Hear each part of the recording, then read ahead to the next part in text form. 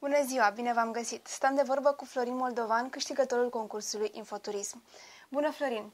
Bună! Spune-mi, te rog, cum ai aflat de concursul Infoturism? Prin intermediul unui newsletter, după care a început totul de acolo, toată aventura.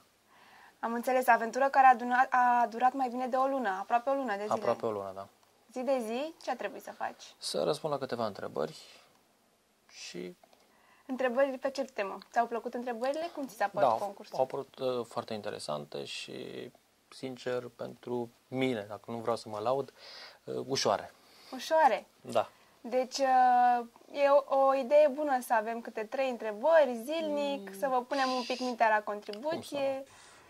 A meritat premiul? Da, cum să nu. Cu vârf și îndesat. Mai spune-ne odată, unde mergi? În Amsterdam. Cum e? Ți-ai făcut planuri? Da, deja fiecare zi cercetez. Cu cine mergi acolo? Cu soția. Aha, și ce v-ați plănuit să faceți?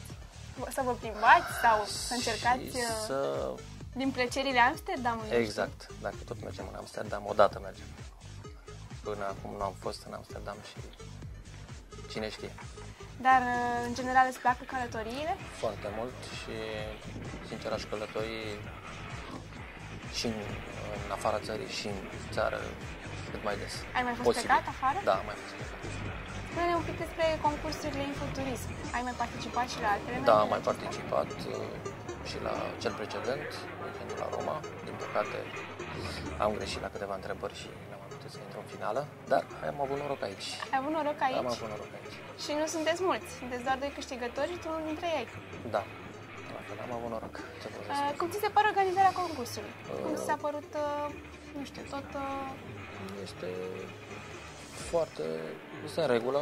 Adică e ceva nou, să spun, pentru ceea ce există în România. Și, să vă spun, să țineți tot așa. Povestește-ne un pic.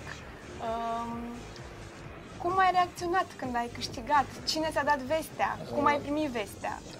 Vestea am primit-o de la soția mea.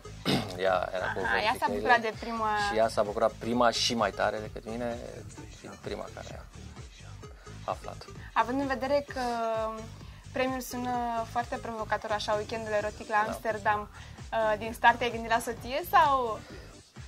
Cred că ea s-a gândit la mine din start. Eram convinsă de asta. Mai participi la concursurile Infoturism? Cum să nu, cu mare plăcere și recomand și celorlalți care, din păcate... Știi că există așa o idee preconcepută cum că aceste concursuri n-ar fi pe bune.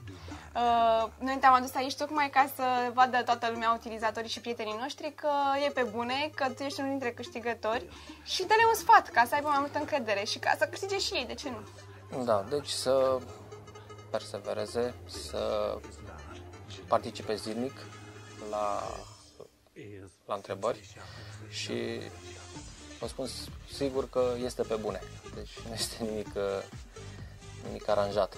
Dacă asta vor sau asta vor unii să înțeleagă sau să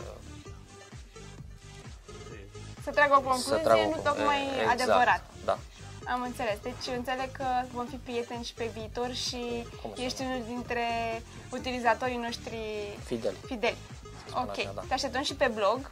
Da, acolo veți găsi interviul cu Florin și de ce nu, poate că vă scrieți și veți afla cum stau cu adevăr lucrurile cu concursurile de pe Infoturism.